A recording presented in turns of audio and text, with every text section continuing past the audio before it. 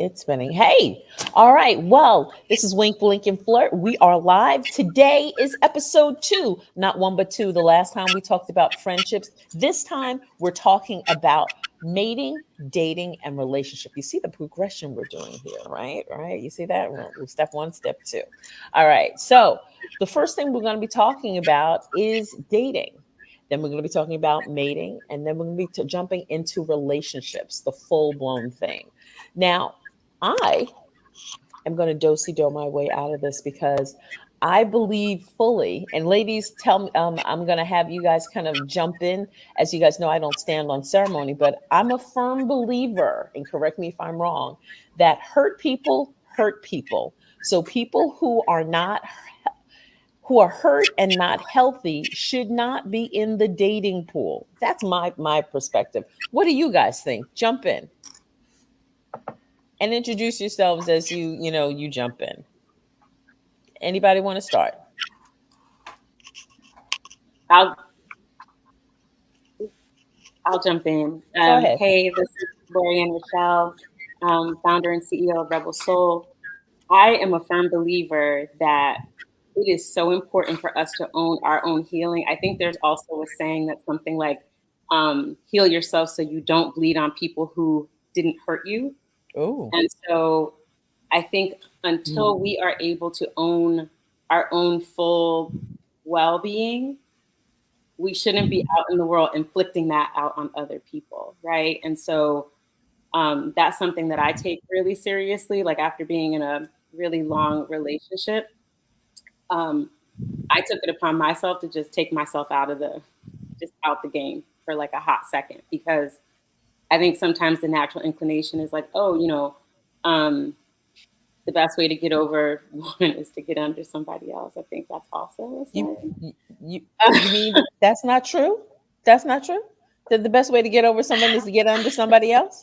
I was looking forward to that. I don't know. Get under No, somebody. you I've should Get heard just my that do yoga, before. my Pilates,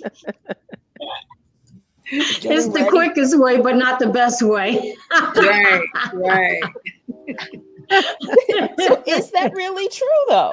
Is that true that you should get that boy and get yourself kind of back up to par? No, like this is Sharon speaking. So I totally believe that someone can help you, like getting into another relationship or sleeping around or whatever it is that you want to do. I totally believe Don't that slut shame me, man. that will help you get over the Right. person, right? However, it's not the best way. I believe that healing is key, right? And what I'm finding is most people don't want to heal and they're not interested in healing. So, all right. So healing. So that's the first takeaway that we're kind of unpacking things is that in order to be, man, I'm telling you, where the hell were y'all 15, 16, 18 years ago? The best way to roll into a relationship is healthy and without a Louis Vuitton steamer luggage bag. Is that what you're saying to me? I Yes. should not have this trunk, this valise that is here. No, Absolutely. you should not. I don't think it's a good idea. I went from one relationship into another without, doing the appropriate processing and healing. And feedback I got from him towards the end of our relationship. We were giving wait a Uh, minute. We were giving feedback as a report card at the end of the relationship. Is that what you're saying to me? well, yeah. Because it was a healthy breakup. It wasn't, well, it was kind of healthy and it was kind of very unhealthy. But in one of our healthier moments, he was like, yeah, I didn't appreciate you talking about X all of the time. You and your sister talking about X all of the time. It made me feel bad because I felt like I was fighting a ghost. So and that's because I hadn't processed it appropriately. Because my focus should have been on him, not on the rear view mirror looking back at somebody that I wasn't in a relationship with anymore. Interesting. Interesting. Um, I think there's a component that we need to throw in the mix, and that's being self-aware. A lot of times, people, specifically women, we start off, as being someone's child, and then we get catapulted into being, a sibling. Then we go to college or go to military or get into the workforce. And then our identity is not set, right? We become somebody's girlfriend. We become somebody's partner. We become somebody's wife. We become somebody's mother. And we haven't established our identity. So there are a lot of women, specifically in our age group, that are struggling with identity. And what they do is to fix or to fill a void, instead of dealing with themselves and becoming very self-aware about the things that they need to work on personally, they will then hook up with someone in the mating and dating and relationship area. All right, hold tight 1 second. I want you to kind of roll back for me, because I'm transparently putting myself in the student role. Okay. Because they said when the student is ready, the teachers will appear. So there's something so cathartic and therapeutic about this whole podcasting thing, I swear. But anywho, I want you to you said something about women not being very self-aware and missing things. And Kimberly, as you said to herself, say to me often, you don't really see how you're appearing. And I think when we are not aware of how we're appearing, and we are not aware of how everything is impacting those around us, especially when we're not healed, how do you get there? How do you get to that place? It's really practicing self-awareness. And a lot of women don't have that because of how we were modeled, because of societal norms. We were adultified very early in our community, right? There was an expectation for us to show up, whether it's in our families. You take care of your younger siblings, or you start working early, or you start doing things for your parents early. And there's this expectation that your identity is attached to other people. So you never have a time to really define who you are, like what you like, what you dislike, finding out from your core, your inner self, like, do we talk to ourselves? What do you mean by that? Aware. I just talked to a therapist the other day in a podcasting interview, and she specifically deals with younger Black women, like college age. And she said that she asked them, do you guys really know your bra size?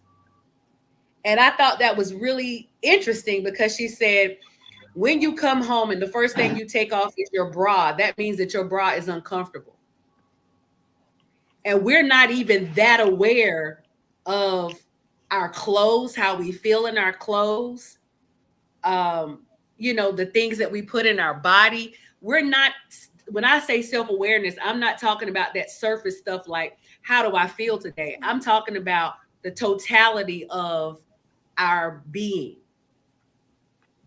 And a lot of women, regardless if they're younger or older, are not that self-aware. And when you're not that self-aware, how can you show up in mating, in relationship with other people, and you don't even know yourself yet? How can that be successful? That's interesting. Sharon, you had a thought? The issue is that, and is my Wi-Fi acting funny? No, I think I don't know. It looks funny on my end. You look good, girl.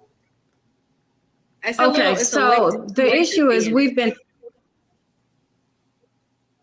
a little bit late. Okay, I'll move after I say this. The issue is we've been taught to wear a mask, right? And when you wear a mask, that means you don't know who you are, and other people around you don't know who you are. So when we talk about topics, let's just say sexuality, right? we've been taught, most of us who have been in religion, that masturbation is a sin, right? However, how are you going to know your body is if you don't explore your body, if you don't Exactly. touch your body, if you don't know what makes your body feel good?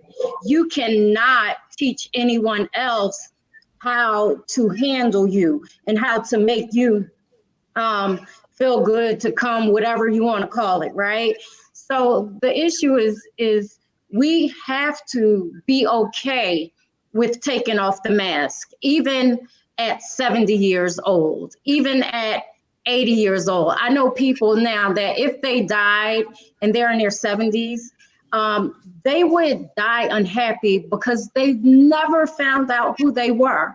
So it's very important for us first as women to take off our own mask, right? And when you take off the mask, a lot of people aren't going to like you, right? And that's okay. My favorite hashtag is IDGAF, right? Because I really don't. But for me, taking off the mask meant freedom, right? So who liked it, who didn't. And I lost a lot of friends. And that's okay, because guess what I say? Bye-bye, see you later, and keep it wait, I'm moving, going to be all because messy. self-love is the best love. Sorry to interrupt. What kind of mask? How are you different? Where did you take? What kind of mask did you take off? No, so when I say a mask, right, we put on a facade. So it might not be a mask from the Halloween store, right? But it's very similar because people don't know who we are, right? We don't know who we are a lot of times. So, you know, they call it self-aware. I call it taking off the mask. Okay. And a lot of us are afraid to do that because we're so afraid of other people. Okay. All right. So as I'm hearing this, and as I kind of step back to learn always, that in order to start to become effective or to be a better person to date, you have to kind of get beyond the makeup, get yourself together behind the pretty pictures or the pretty image. It's like who you are needs to be spackled and redone. Is anybody on the panel dating? Or okay, you're Vet's dating, Lola, no dating? Okay. But Belay, hey, welcome, Belay. Are you dating? Define dating. Dating as in not the old-fashioned, as folks would say, hooking up, but are you But that's not dating, that's out? hooking up. Are you out? Let me tell you what I mean. I mean, are you out spending time with someone, vetting them to Yes. kind of get a sense of whether or not that person is someone that you'd like to spend time with? Yes. Okay. All right. Sharon, you're mated. You've been matched, right? Yeah. I'm married for the 5th time. Men love to marry me. You are greedy as But hell. dating is collecting data, right? And unfortunately, a lot of people assume that dating is mating and going around, sleeping around. And I tell women, I don't care what you do with your body. That's your body. I don't care. But dating is collecting data, right? So I like it's that. okay to go out with 7 guys, one every day of the week, right? Because you're collecting data. You're finding out what you want, what you don't want, what's acceptable to you, what's not acceptable, those red flags, you know, so there's different dynamics in that, but dating is simply collecting data. All right. So let me ask you guys this. What are your thoughts about dating? Okay, let me better question before I go there. How many of you have used, if we're collecting data for dating, how many of you have utilized dating sites, dating apps? Anybody been on dating apps, dating sites? Lola, Kimberly? Lorianne, you haven't? I don't believe it. I did them all. Yeah. You did them all? All right. So I did them all too. all right. So tell me I've about done Match, eHarmony, Hinge. I've done Black. I've done Facebook dating. Wow. And they all have their own version of mess, I should say. All right. All right. Have you ever used a matchmaker? No. I have not. I've definitely have considered it now that I have been introduced to Sharon. I definitely was like, that's interesting. I think I might want to try that next time. All right. So you just said, Kimberly, what's your experience with online dating? I did online dating about 10 years ago. Okay. I was on Match.com, and that was a bag of tricks. There was somebody who was on Match.com that I encountered who was homeless. And I was like, how can you be on the dating apps and you don't have a home? And he also had issues with alcohol. Oh. So all of that came out over time. And so one day he called me up and he was like, I think you're a terse person. And I was like, good well, vocabulary. Yeah. I'm like, in my head, I'm like, well, this will be our last conversation. So you don't have to worry about it anymore. And so he tries to, read me for filth. And I'm like, you know what, buddy, you don't have to worry about it. Don't call me anymore. And good luck in your travels. But I also met somebody that I kind of clicked with. And at the time, it didn't work out. But like 4 or 5 years ago, we got back together, and we were in a committed relationship for 4 years. That was a steep learning curve. Huh? That was a steep learning curve. Yeah. But we broke up, and we're trying to be friends. Okay.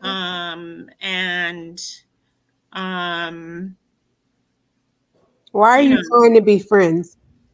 I don't know. That wasn't my call. Well, you have a choice.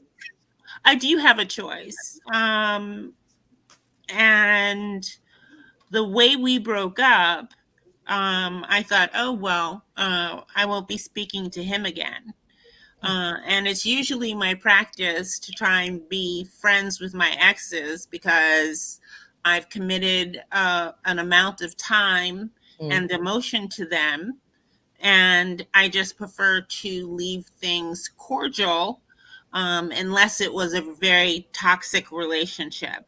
Okay. Well, Then I'm ready to walk away. Because I think there's a difference between being friends with an ex and being cordial. We can break up and be cordial, but if we're no longer dating, for what purpose do we need to continue to be friends? It's so funny. We talked about that last time about dating and friendships and being able to maintain friendships with exes. And a lot of people said, that is a kind of a Herculean effort. Some people can do it. Some people do it because, some of us live a life where it's not. I try not to burn, unless I'm really going full on Scorpio, I try not to burn bridges, leaving, relationships, because you never know who you're going to, whose input or assistance you might need somewhere along the line, their connection, their relationship. But that's definitely a relevant kind of question from time to time that for all of us to evaluate as we're looking at relationships that we may be in or come out of. I want to put this to the kind of the group. Has anyone dated outside of their age range or outside of their race? Age range, race, no. Okay. Okay, who wants to jump in first? Me. Okay, go ahead. Okay, I want to say to the last statement that I usually, when I leave a relationship, I'm not mad. So that's how I can contact or be, around that person again. Not that I want to be with them. I just maybe see a value that they have that I need. Right, know, but that's not being friends per se. I think we use the term friends very loosely. Like we can break up and no longer date, but I'm not calling you on the phone every time like I'm talking to my friends. We can be cordial when we see each other, but that doesn't mean that we're friends. You don't know what's yeah, going on in my life on day to day. I don't think there's anything wrong with, once you break up with someone and you are still cordial and nice to that person. But, yeah, we ain't hanging out. I think yeah. I think Well, it that's what I depends was saying. on, I think it depends on the relationship and the people. And to be fair, I am cordial and friendly with almost all of my exes, but I would say I reserve like the friend space for like one, right? Because we were together a really long time. That person still feels like family to me. Yeah.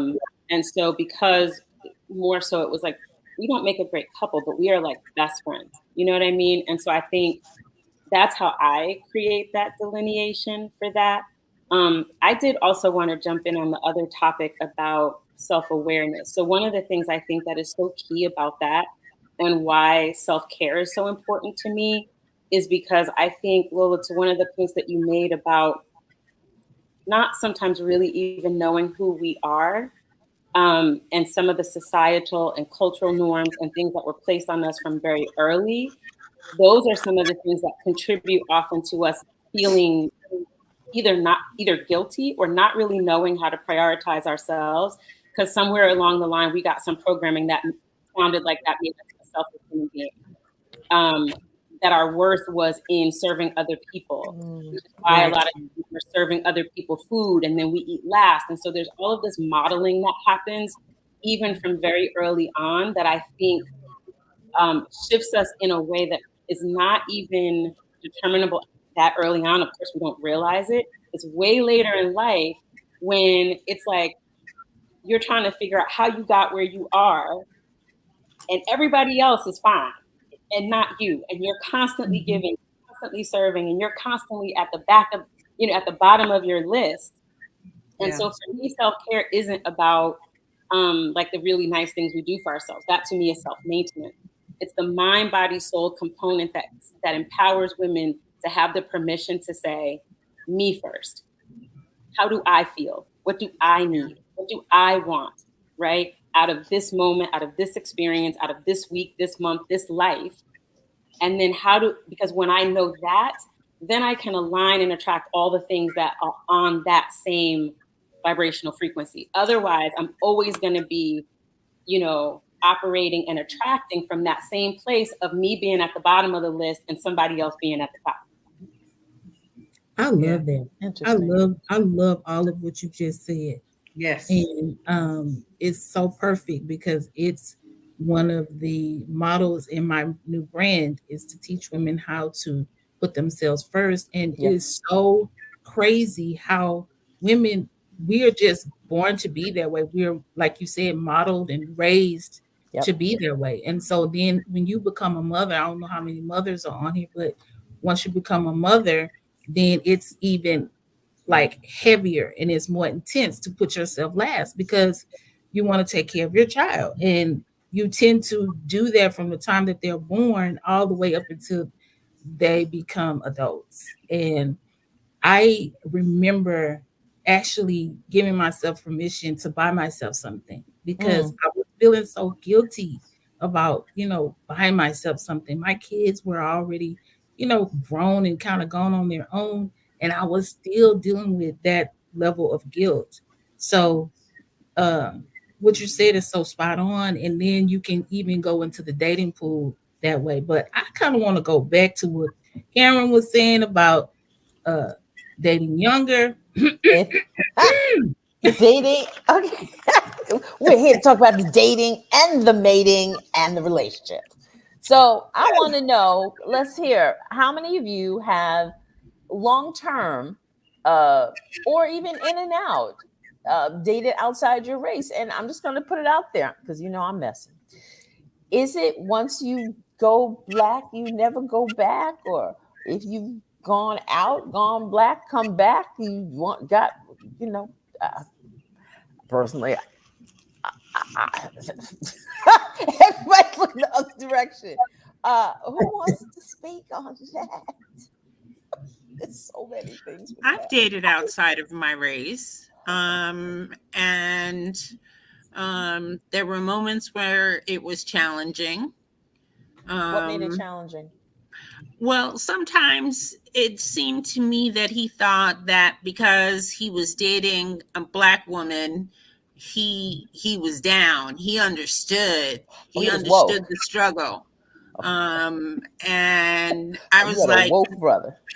I was like, no, dear, there's still a lot you don't understand. There's still a lot that you need to learn. And depending on my mood,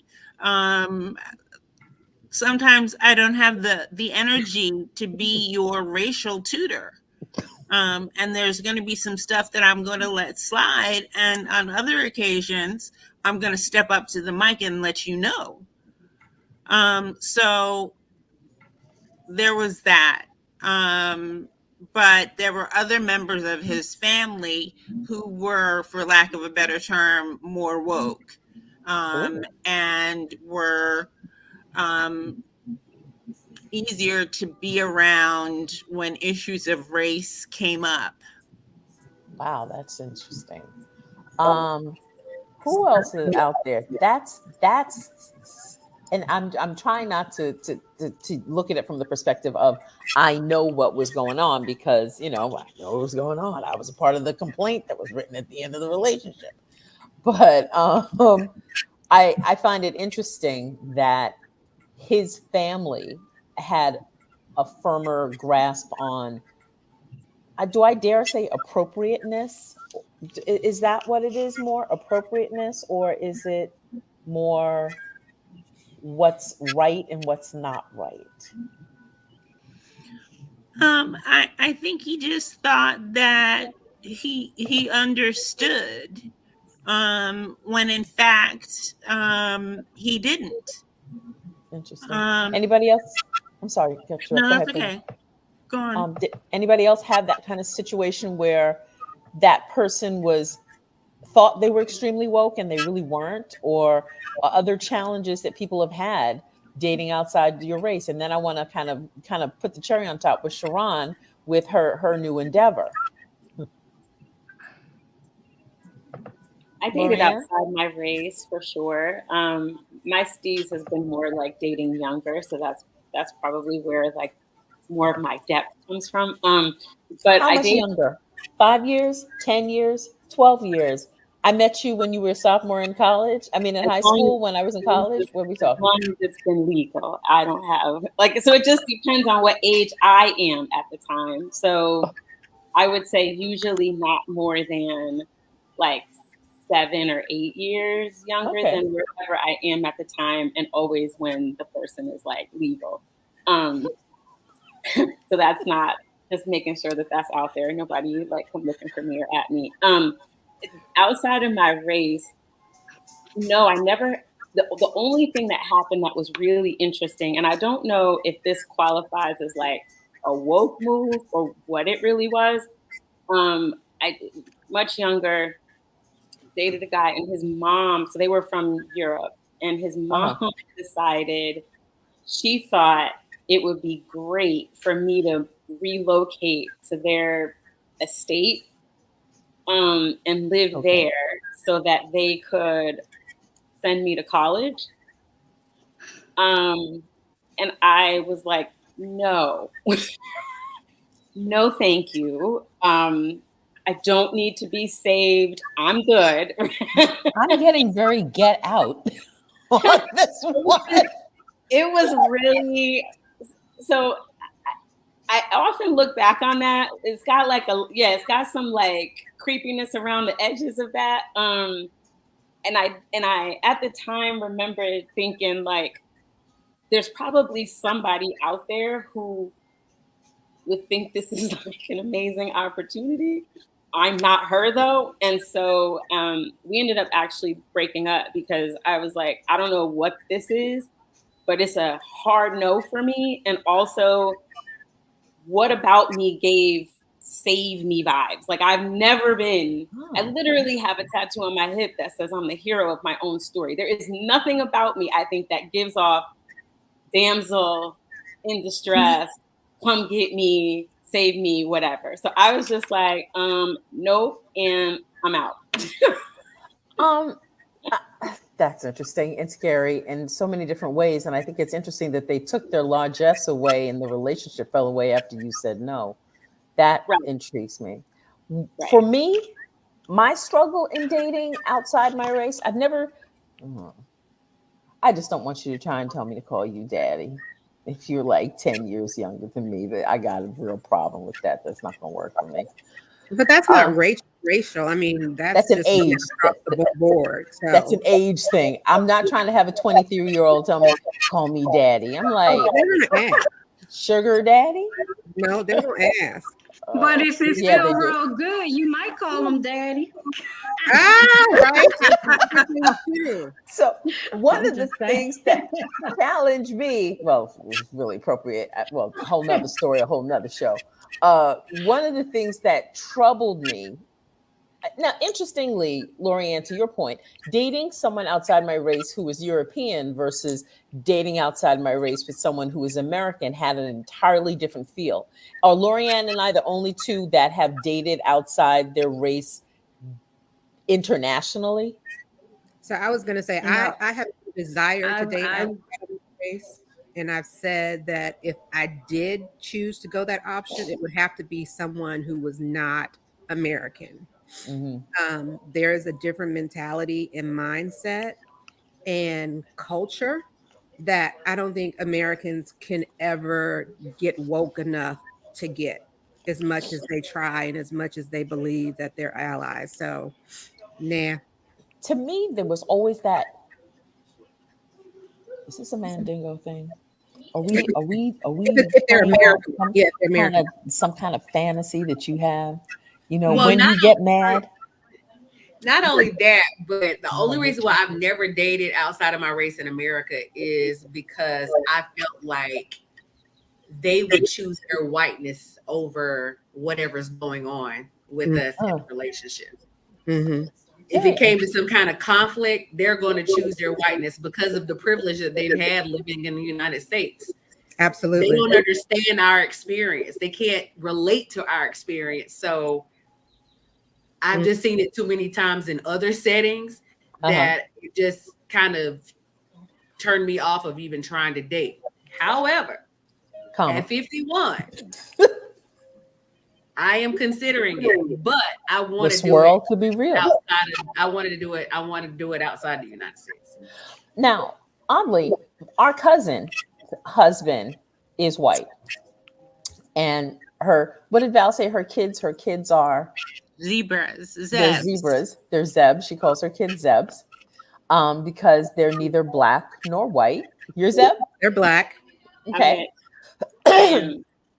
And it's all normal. And we're with him when we're with her husband.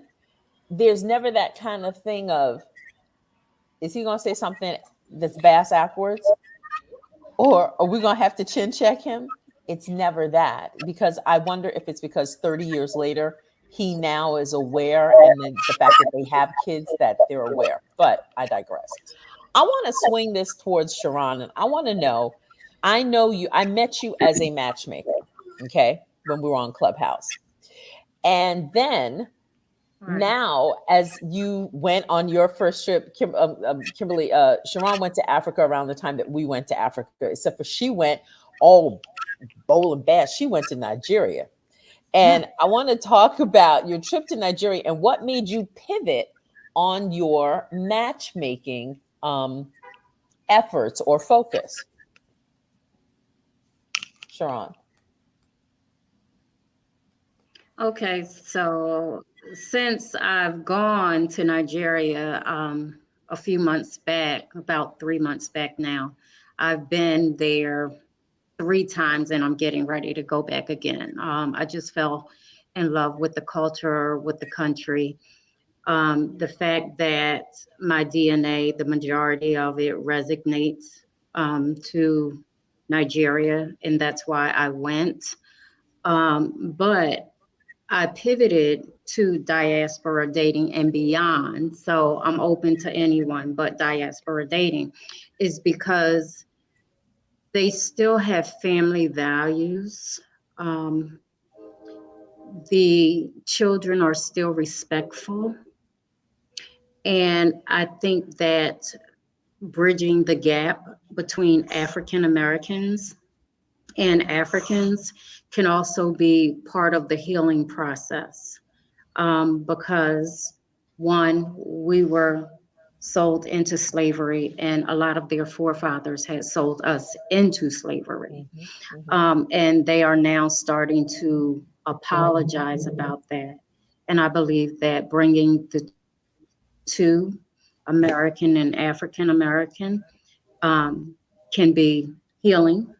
But also, I believe that there will be plenty of power couples that are formed. One thing that I love, they still have kings and queens there who are very financially stable, like billionaires and millionaires.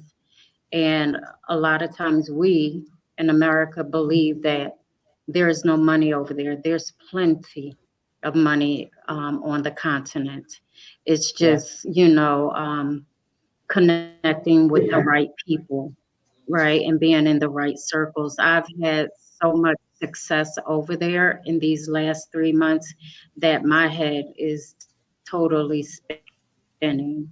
Success So in the yes, terms of your power couples, matchmaking. totally. So let's give a for instance, right? That matchmaking and success as a couple, right? Because one thing about Africans, they work and they work hard. So say if you bring an American in with an idea and you bring the African with the resources, the sky is the limit. And it's so freaking easy to obtain over there. Matter of fact, we're getting ready to go and buy land over there to build, because that's how serious I am. Matter of fact, when I was there, I called my son and I was like, hey, I need me a Nigerian grandbaby and a Nigerian daughter-in-law, because the women are so respectful. And it's very, to me, very peaceful. They're very peaceful people. So that's why I decided to do diaspora dating and beyond, is because I know that the sky's the limit when you have two individuals who just want to obtain love, marriage, and success together. So, all right. So here's a question I have for you, Sharon. The industry that Yeah. Lola, Karen, and I work in Mhm. has a very high percentage of Nigerians who work in the industry in healthcare IT, where we work. And we've Okay. unfortunately learned a little bit about their culture as it pertains to things and Mhm. people are going on. Like one of the things that, and this, as you were talking about, the respectfulness and the family values and things like that, it's my understanding, correct me if I'm wrong, that a lot of Nigerian men, Okay. ask Portia, have multiple wives. Like they have a wife and a girlfriend, or some of them have multiple wives. How does Mhm. that figure in with what we Okay. know and what a lot of African American women strive for in terms of having the one man to your family versus having a Mhm. sister wife setup? How are you going to Okay. reconcile that with Black women? Okay. Well, first, every African man doesn't have multiple wives, but I'm gonna say Nigerian men, but just from me visiting other parts of Africa as well, um, some do and some don't, right? So there's no absolute Okay. in it. So just like here in America, you have men that cheat and men that don't cheat, right? So we need to be clear and upfront and ask those type of questions. My driver in Africa, he has one wife. He has no desire for another wife. My graphic design artist, he has one wife.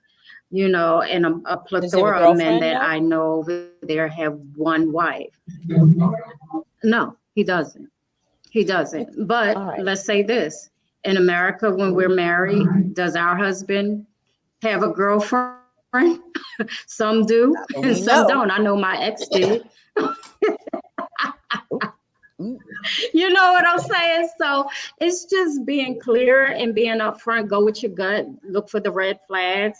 My girlfriend was dating a Ghanaian. She was getting ready to go over there and spend some time with him. And he was like, no, you'll have to stay such and such. Red flag, right? So she canceled her trip. He probably did have a wife, but not all African men have multiple wives. And some of them don't even want multiple wives. One is enough or too much, you know, and it depends also on religion, you know, as far as like Christianity. A lot of Christian men aren't going to have multiple wives over there. Now, some of the Muslim men might. My husband is Muslim, and he doesn't want to have more than one me because one of me is enough. So, Yeah, I'm gonna say so that. it just depends, you know, on the individual you're dealing with. Yeah. Are they looking for? Because and this is the last question I'm going to ask on this because I'm A green not card? excited about it. Yeah. I'm just going to say Well, I mean, how many are looking in this anyone, direction for that? Because you anyone have to overseas. think. Absolutely. Absolutely. But guess what? I'm in the process of getting my Nigerian passport. So I'm looking for something over there too, right? I'm looking to be a citizen over there. Okay. Where I'm having dual citizenship. Okay. So, All right. I mean, yeah. Some might not, because think of it this way. Maybe he or she might want the American to come over there, or maybe they'll be in both locations, like me and my husband. So it just depends, you know, and that's a very honest question. And it's very valid because a lot of people do want green cards. But the way I talk about America, a lot of them don't want to come over here. She said, yeah, miss that flight. So, you don't want to come over on that plane. Nobody. No, that makes sense. yeah, I mean, like just talking about the racism and the things that they don't experience over there. They experience classism, right? But racism, when I'm over there, I'm not looking over my back, and I'm not, you know, people aren't looking at me a particular way when I go in a different store or anything like that. So, I mean, it's just so many dynamics over here, the violence. Definitely. I always wonder with a relationship, dating outside your race, culturally, I can't how hear does you, that Tim. fit? Oh, can you hear me? Did I get lost in the sauce there? Yeah, All I right. can. Am I Yes, still here? ma'am. Okay. I just wonder sometimes about cultural fits and how we fit ourselves into different things, be it if you marry someone who's Italian or someone who's French. Is it harder to fit into that cultural kind of bubble versus ours? It's just kind of a thought that I had. I want to kind of pivot on. I'll Go say ahead. this. I'm sorry. I'll say this. No, I've dated out of our culture. I lived in Spain or stayed in Spain for 3 months. So I dated a Belgian gentleman.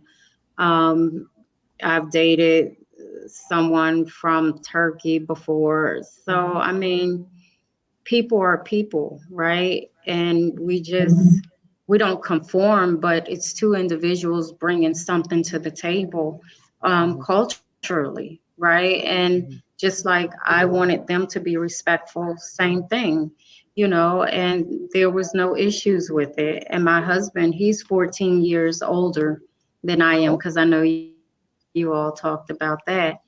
And it's perfect for me. You know, a lot of people don't want to date. Some of my girlfriends would never date an older gentleman, but I love older men because I feel like the ones that I've dated are perfect gentlemen, you know. Let's tap on that for a second. Depends. No pun intended. And as long as the penis still works, I'm okay with that. So, okay, everybody here is over 45. You know, in case y'all don't know, I'm age agnostic. I do not play the name game about how old are you. I'm like, huh? Excuse me? Right, Billy?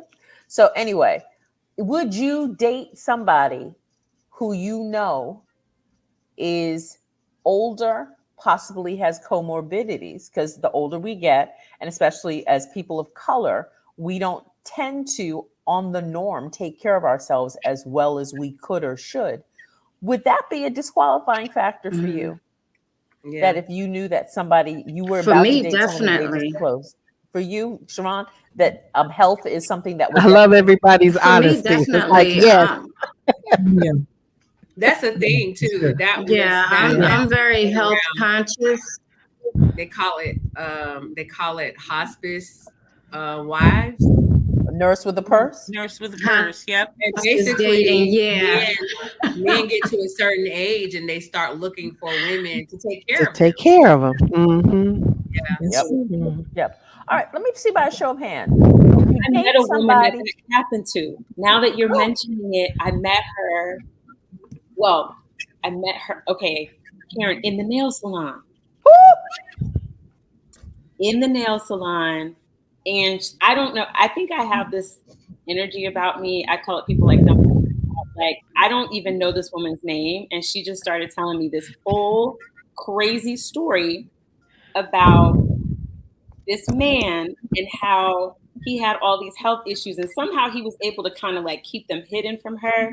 And so he got her to like sell her house here and move there. And then it was like a whole thing. And she found out there as in Africa? No, not Africa, like Texas. But still, Africa South. Sold her house in Georgia, moved to Texas, only to find out he had heart problems, all kinds of craziness. But I had never heard of this thing before until her. And she was like, girl, he was just trying to get me to come take care of him. And how she found out was his daughter. His daughter spilled the tea one day and was like, oh, so how long are you going to be around? Because the last one didn't last very long. And and then she spilled the whole thing on his health, history, all that kind of stuff. And I was like, girl, what did you do? And she's like, she packed up. Oh. Trying to explain to me, which I really don't know why, but she was explaining to me how she had moved to Texas, was in Texas for like 3 months, and now, fortunately, she was in real estate, so she was able to find another place for herself pretty quickly. But I don't even remember how that conversation started. But hearing you talk about the nurse with the purse, I had never heard that. And so then as she was leaving, she was like, here, girl, that's another thing now to watch out for. But you know what? It's like, okay. Who was that? Sharon or Billy? Who was that?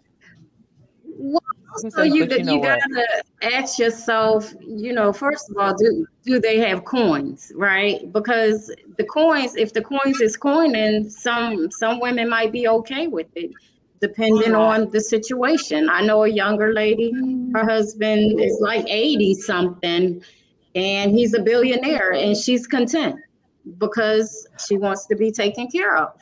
So it just depends. And what I say, I mean, I don't know if it's generational, but white women have been doing it for forever. But why do we have to say? Why do we have to say it's generational? What is wrong with a woman wanting to be in a relationship where a man is standing up, being what he's supposed to be, being the provider, being the protector, all of those things? What is wrong with saying that you want that in a relationship, whether that's someone your age or someone 40 years older than you? Like, there's nothing wrong with that. I don't think that it matters if they're black or white. Unfortunately, for us as Black women, we haven't had that luxury because we have all of these responsibilities on our shoulders. But I think if we are honest with ourselves, like, who wouldn't want that? Okay. I don't want it if he's 80, like on the verge of kicking the bucket or can or whatever the saying is. Like, you don't know that until you start meeting them and dating them and talking to them and getting to know them. He could be an 80-year-old looking like, I don't know, Shadow Stevens was like the cutest white man I ever liked. But I mean, he could be, a 50 looking 80 or a 60 looking 80. Like the number doesn't necessarily mean because he's 80, that's an old and decrepit thing. Right, it's feel not. like My husband is 60. in the bucket. So I don't care what age he is. He could be 45 or he could be 80. If he has comorbidities and he's not someone who takes care of himself, then the rest of it really doesn't matter to me. Like we're talking about, I'm But not what if he's not afraid taking of my care of standard. I'm not afraid of my standard, and my standard is above that. But what if he's not taking care of himself because he doesn't know and there's been no one there to tell him and help him? Sounds like he needs a mother or a doctor or a life Not coach necessarily mother. or a something that isn't. No. His life experience could have been something different than what we've experienced. And so he hasn't focused on that. And he hasn't had anybody to say, well, you know what? You need to be doing this. And at least he's open and self-aware of it. I just feel like that. Ready for that can have him because I want more for us. I want more for us to not be able to have to rescue everybody. We've rescued enough. Exactly. We rescued enough. Like we deserve the same opportunity of luxury, of rest, of calm, of peace, of love, of reciprocation. We deserve that. Yeah. But I don't feel it's rescuing. How is that any different? Okay, so let's take the age out of it. How is that any different? Wait, hold on. Let me get my point out. Go ahead. How is that any different from me meeting a man, forget the age, who has not had the same experiences that I've had? We get together, we click emotionally, we're aligned, but he doesn't have a passport, never thought about traveling outside of the country. We get together, we go on a trip, and he's like, you know what? Hey, I like this. It's not rescuing him. It's us doing something together and enjoying that. Okay. Now, that's totally different than somebody who's got health issues. Like if you just don't have a passport and you just haven't had the experience of something. But no, I was just taking it like from one extreme to the other. Yeah. Okay. I was speaking specifically with somebody who had health issues. Yes, me too. Me too. Very specifically that.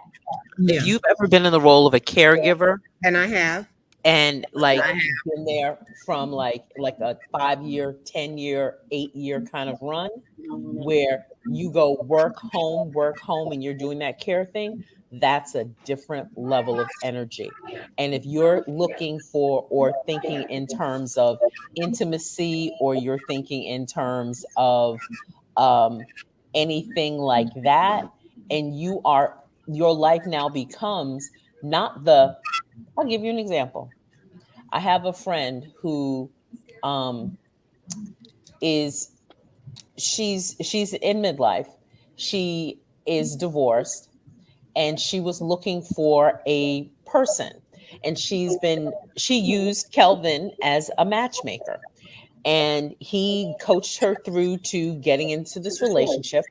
And she got mad because the man was caregiving for his mother. And when his mother died, she was mad. She said, well, I expected we'd be in Paris by now. His mom's been dead for 2 months. How come we're not traveling and doing things? And I'm like, man, we talked about her. He's grieving. Then she says, well, I know he's a millionaire. He was former military, and I know he's got money, and I'm going to sit here. I'm going to hang out until the mother dies. This is before the mother dies. I'm going to wait until after the mother dies, and I'm going to try and get him to marry me then. Another man she was dating, his mother died, and he put her in the friend zone. And she goes, I don't understand why he will put me in the friend zone. I know he works in the DMV area, and he's got a lot of money, and blah, blah, blah, blah. And I said, but you know what? And then she got mad because she's like, oh, he's just one of those guys who just likes taking care of people because now he's taking care of his sister. And I'm saying those are the kinds of sisters who were those in their 30s about pay my rent, pay my car note, do this, do this, do this. And now in your 50s, you're waiting for someone's retirement to kick in so that you don't have to work. Because as she specifically said, I don't feel like I should have to work. I'm looking for someone who can take care of me.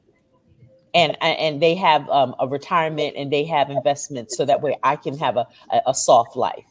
I'm 100% for a soft life, but I'm not trying to leverage someone's illness or someone's. Am I making sense? Does that sound crazy? I mean, it's perfect sense. It's perfect sense, and I feel like that you are talking about a certain sector of women that feel that way. And I just want to say that everyone doesn't desire the same thing, so no one should put you on a like this is the lane that we all got to be in. Like me, No, Exactly. I just feel like that I don't like older men. I never have, and I've never dated an old man. I don't what's old like. for you, I'm girl? gonna say what's old. Okay, so I'm 58 Okay. now. We didn't ask you that. We said what's old for you, ma'am. See, you just out Well, here listen, snapping you your ain't age. even listening. Listen to me. I do not want to date a man older than me. He has to be my age or less. So you would I'm date not. someone. I don't want to date someone that's going and just for. Okay, listen. If a man, and y'all know men die early, if a man is going into his 60s, and some of my friends are going into their 60s now. Okay, listen. Wait a minute. I see this. I see that. I'm gonna tell you something. Okay, my boyfriend is from Cameroon, and we are the same age. And I'm gonna tell you right now, you're right on that. This little statement you just made, y'all can't see it, but I do, and she's right because I've been there too. Okay, I love African men. I date African men. That is my choice. Oh, is that what we're talking about? The penis? Okay, so back to the old men. I don't want to date nobody that's going into being sick. Okay, because I don't want to nursemaid you. I'm ready in my life. I've been a young mom. I've been a mom since I was 19. Oh, And at this age in my life, I want to travel. I want to go places. I want to have fun. I'm living my 20-year-old life right now because I got married at 18. I had all my kids by the time I was 20. So right now I'm living my 20-year-old life. go ahead, And girl. my boyfriend say I'm 21 and he's 22. How So- much younger would you go? I've dated 19 years younger than me. Okay. Wow. Yeah.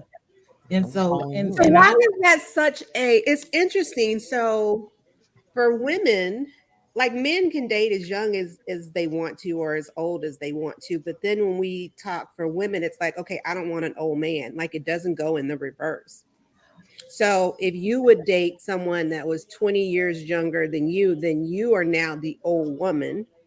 I am, and I don't mind them saying that either, because I have lots of wisdom. I done went through a lot of book on and I wish this wasn't Facebook and You people said that you're married. How do you know about some stallions in Nigeria? I don't mind being the older woman. I am the perfect mate because I don't have any children. I'm not having any children. I make my own money. I'm independent. I can do my own thing. I just want you for, Companionship and Other for the and the I'm sorry, you want him for what? I didn't hear you. You want him for what? Billy. I said I want them for one or two other things. I just wanted you to say it. Okay, I'm listening. You want him for what? you said that companionship, that man That ain't what she panionship. said. That ain't what she said. And let me tell you Politics something. Right? thing. Yeah, my boyfriend right now, he is exceptional because he checks all the boxes. And it's like at my age, I never thought I would find someone that is like my match. You know what I mean? And it's like we're both young again because we're both living our young life, again. And so, yeah, as far as relationships, I think it can be done. I think a lot of women, and I want to go back to what y'all said about do we grow grow as women and how we, accept different things in relationships. I think that as an 18-year-old woman, I didn't know what the hell I was doing. Okay. But as time has gone by, I'm married twice. I got 4 kids. I've had my own business. So I've learned so much stuff along the way. And sure, am I making mistakes? Yeah, I'm gonna probably make mistakes to the day I die. But one thing I can tell you, these are some of the mistakes I will never, ever, ever make again. And as far as choosing a mate, is a very, very ticky thing. I have my boundaries already set in place. I'm doing my own level of personal development to become a better woman, for my mate.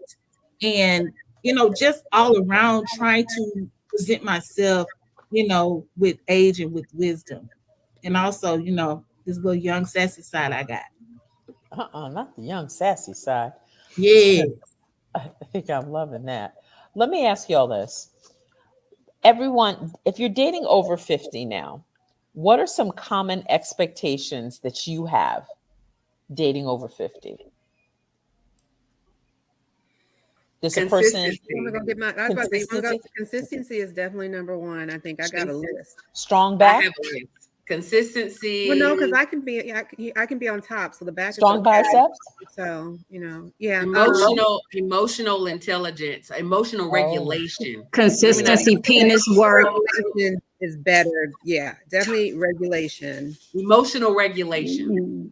When Money. you say emotional regulation, what are we talking about? Are we talking about the ability to communicate your feelings, or are we talking about the communicating period? What are we talking about when you say emotional, the being able to emote? What are we talking about? Being able to emote and understand in what setting how you emote, because a lot of times, especially in our community, what men have seen, what Black men have seen, they've seen one or two things. They're coming in 45 hot, or they're coming in ice cold, and there's nothing in between. There's no levels to it. So don't yell at me. I'm not your child.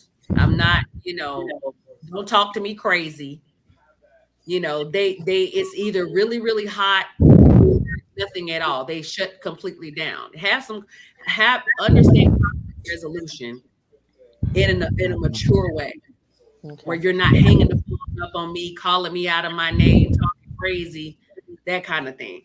Emotional regulation is very big for me.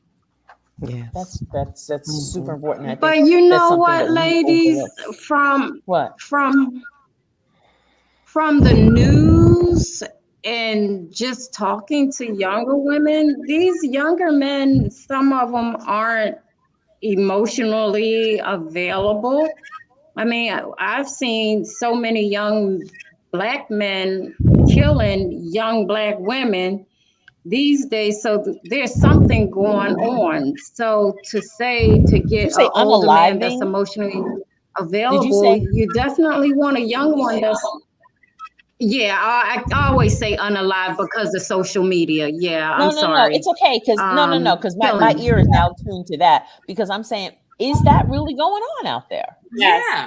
That Yes. happening even when Oh yeah, absolutely. Yes, honey. I talk to you. I've seen it so many times now where guys are approaching young women, shooting their shot. And I don't know what this woman says or doesn't say, but the next thing you know, she's unalive, or her and her friend are unalive, or she got hit with a brick, or whatever. They're being extremely violent towards women. And it's actually really, really frightening. I've had this conversation with a couple of like younger women, because we were talking about like the dating scene and talking about how like some of the stuff that we're even thinking about is not the worst of the worst, right? The worst of the worst is you're hanging out with your girlfriends. There's 4 or 5 of you. The guy comes up to try to talk to you. And no matter how kindly potentially you turn him down, he walks off, goes, gets a gun, comes back and unalives you. And it's very, very frightening. Like, so yeah, it's extremely scary. And I've said to her, I said, my only advice would be, we used to say, go in numbers, don't be alone.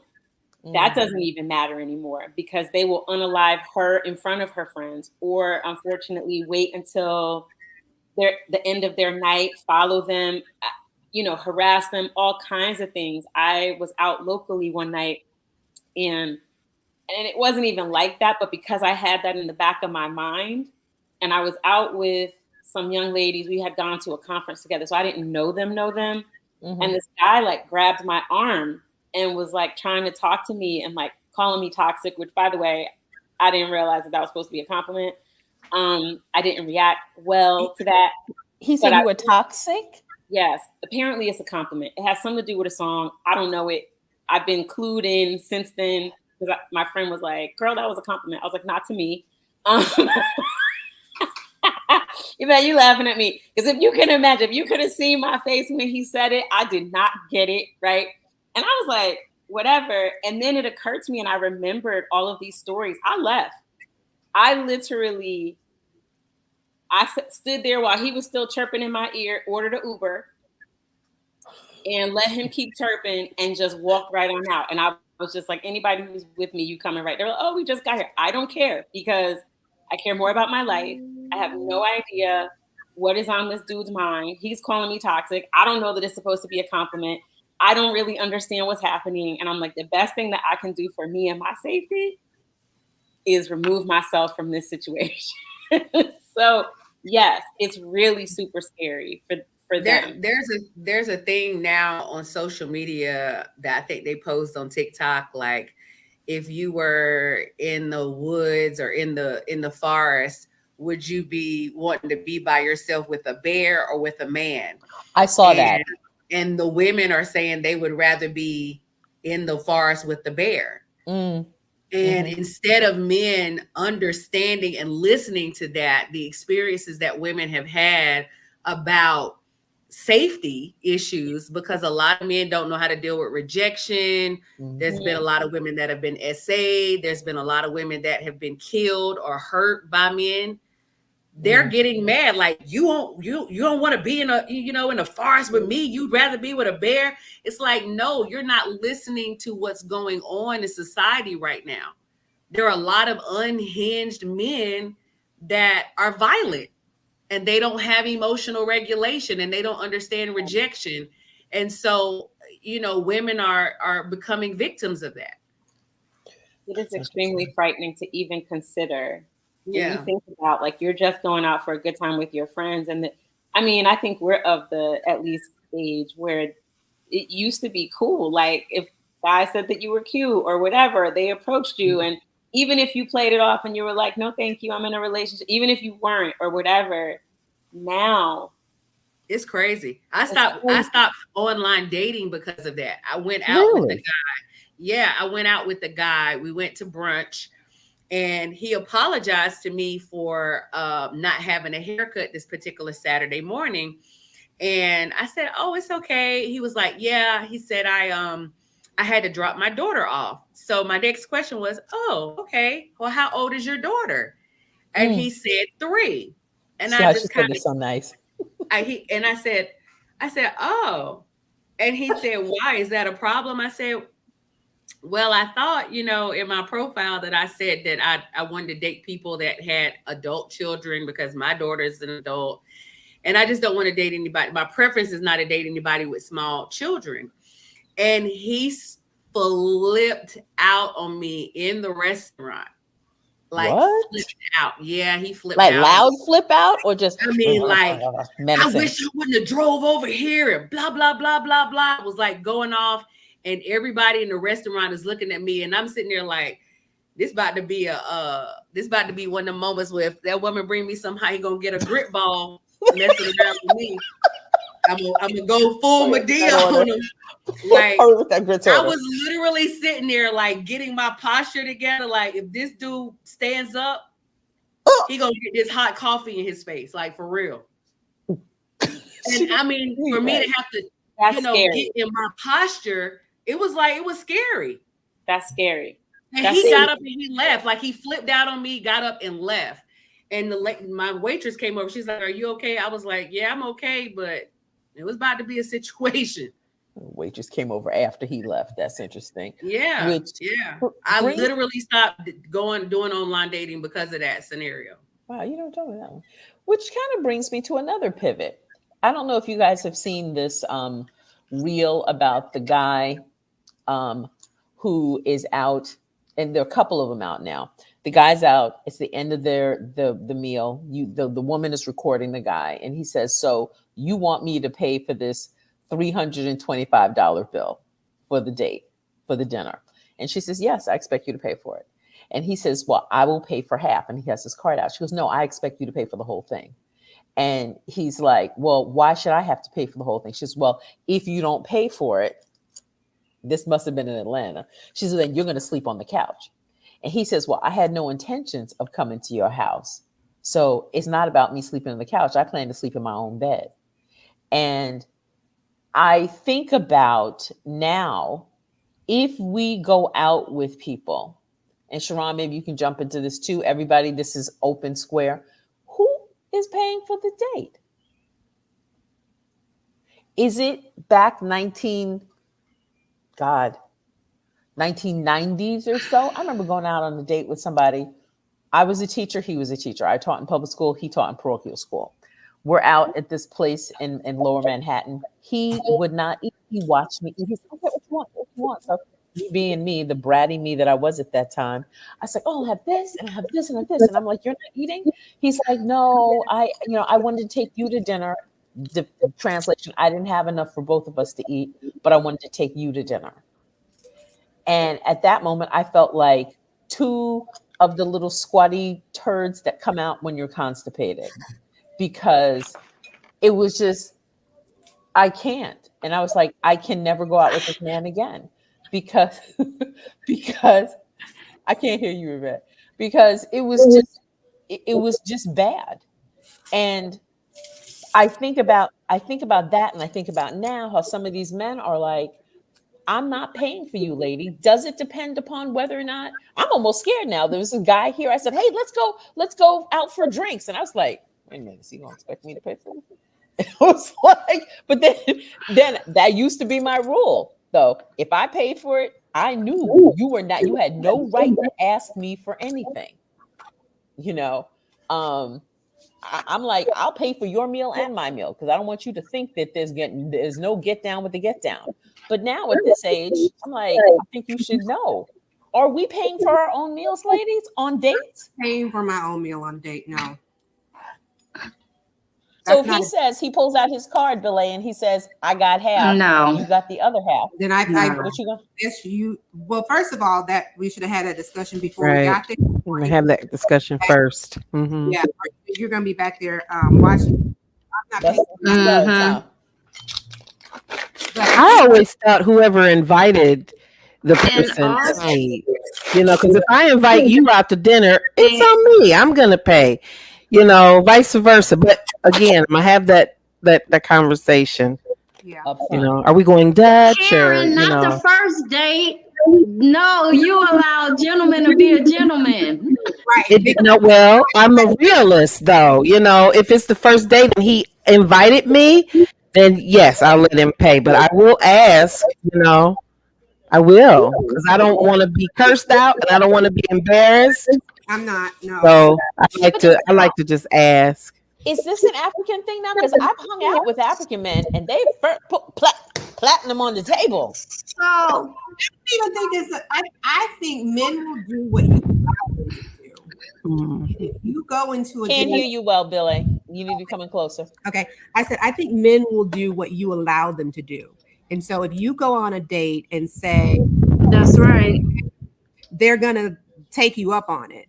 If you sit back and don't reach for your purse, guess what? They're gonna pay for it and keep the stepping. And then you're setting your standards in place. Either they're gonna see you again or say, "You know what? I can't deal with her because she costs too much, but I'm not paying for a date." I don't think that's where we are now, Billy. I think there's a tide that's turning right now. I disagree. And it's all over social media. And it's really, I think, to be safe, I'm telling you now, no lie, no exaggeration. I went to Houston's on Paces Ferry with this guy. Thought it was a first date. I had the spinach and artichoke dip. I had a drink. And I think I may have had a salad.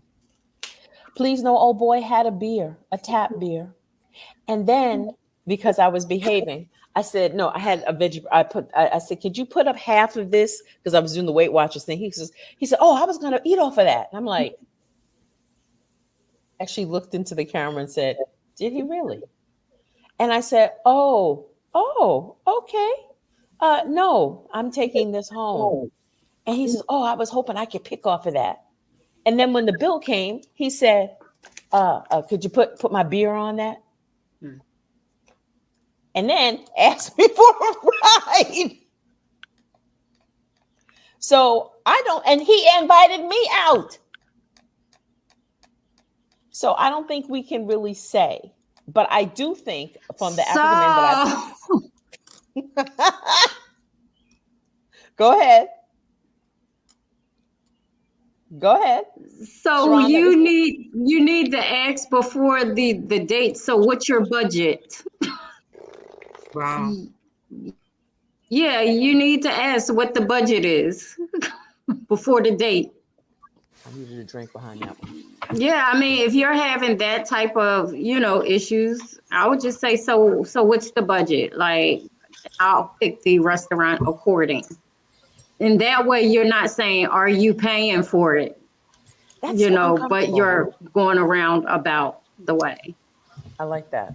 So where should I make I'll a be new just like, reservation? wait, let me put my thing on. So if they say, what do you like to No, eat? what's your budget? Dear, what's your budget? I don't It know, depends but how you say it. So, baby. I So, don't have baby, what's to- your budget? What do you like to eat? I tell you what I like to eat, and you take me there, and I decide from that date, okay, I'm either having a salad or I'm having the full-on entree. Okay. All right. Like Sharon said, like when you're setting the tone at the very beginning of your relationship. Yeah, and I'm not doing that. Okay. All right. Well, let me ask you this. I just think Go ahead. Sharon, go ahead. I think, before you go out on a date, it just needs to be clear. Yeah. You just need to be clear. But sometimes you can be clear, and then they That's all. they forget it when they get to the restaurant. But you know what? Right. I think this is bigger, in my humble opinion. I think this is bigger than who's paying. I think it's more rooted in values. And so for me, I think if I understand your Absolutely. value system, then this won't even be a thing, right? Because the reality is that I'm not so ready to just be experimenting out on dates with people wasting my time. My time is currency, and I don't have it. It's the one thing I can never get back. And so the conversation need to happen up front that help us establish whether you even get the privilege of taking me anywhere. But that's Well, what dating is. Remember, collecting data. So we're Yeah, back but to collecting I data. can collect it before I ever leave my house. Right. because But I'm saying, again- yeah, absolutely, because you've had that conversation. Yes, exactly. And so part of my data collection is understanding what your value system is. So if your value system is more traditional, then I don't even have to ask you about your budget per se. It's more so like by the time you ask me out, you understand you're paying, right? If that's what we agree to. Now, here's the thing. If I pay, it's intentional because I don't do anything by happenstance. So I've been out with individuals, like we've gone out a few times and maybe they paid a couple times. And when I'm done and I'm ready to be over, I'm paying. Yep. No Right? confusion. No confusion. Or, Excuse me. or it's because, Karen, like you were saying, if I then say, we've gone out and you've taken me a few times, I would like to reciprocate. So maybe now this is my opportunity to surprise you, to take you to a place where you enjoy. Because one of the other things I think that we're missing sometimes, and I've been guilty of it too, is I want this for us, but I know men want it too. Mhm. And a lot of times, particularly in the environment that we're in, especially across social media, a lot of men are feeling like ATM machines. Like it's literally like all women talk about is what they can get. And the reality is that they are not, again, it's like, how do you think at the lifestyle that you currently have, what you're currently doing, and how you're currently presenting yourself? How do you think that stacks up to what you're asking someone for? Almost like trying to get a job you're not qualified. Like the resume don't resume, right? And But so I don't think that's the majority of women, though. I don't know. I can't speak for the majority. I'm saying like across, like we were talking about, like social media and culture and all those things. When I sit and I've been on other podcasts as well around this very same topic, and it's one of the common things that actually keeps coming up is this very same topic around. I'm not saying that it doesn't keep coming up, but we live in a society where everybody jumps on this thing. And yeah, we have a culture now of young women. I don't think that you see that in women over 50. I think you're seeing young women. I have. Okay, I have not, and I'm not on social media. And that's why you haven't seen it, but it's there. I'm trying to cook me my dinner. It's there. It is there. It's highly present among women across a number of ages, because unfortunately, I wish I could say when I say social media that I'm only talking about women inside of a certain age group, but I'm talking about other, like I said, I've been on other podcasts, had the same conversation, women over 45 who are patterning their lives and lifestyles and asks and desires very, very similarly. So I wish I could say it was a particular age group or generational or something like that, but there's something very pervasive, particularly driven by these concepts of soft life and all these other things that are driving, unfortunately, women to ask for things that they may not necessarily, and this is probably a very unpopular thing to say, right? But men are asking, okay, you're asking all of this of me. What are you bringing to the table? Because I would prefer that we connect tables versus you just like bring the table you have and match it with the table I have versus pulling up and rolling up on my table that I've already worked really hard to build. I think what has happened to what has been introduced to our community through social media, you're seeing a lot of modeling of behavior from people watching reality TV. And they think that what has been portrayed in media or what has been portrayed on TV or screen is how I need to portray my life, whether it's getting my hair and nails and everything did, right? There's a song about it, nails, makeup or whatever, everything did. And, everybody wants a soft life. Everybody wants to be in Saks Fifth Avenue and everybody wants to, it's just art depicts life. So when they see it in media, then they decide, okay, you know what, this is what's going on right now in society. And now I'm modeling my behavior, or now I desire that type of lifestyle. And they don't even realize it's not even real. Most of it is not even real. It's staged. Yeah, that's true. It's unfortunate because, and you guys tell me if I'm wrong. I know growing up, it was you aspire to a lot. You aspire to greatness. You aspire to things, but it's not about reaching in and demanding that someone do that for you, that you have someone who meets you where you are and you go further together. That's right. I as I think about it now, I kind of go, did I miss something? Am I off with that? Is that and again, I say, is this generational? Is this like when we started giving every kid a trophy? Did we begin this kind of notion of just because you showed up, I'm going to give you what you want and what you're demanding? There's a lot of entitlement out there. Black and white, quite honestly. And I think you're so right on that. Me and my daughter was talking about that today, as a matter of fact.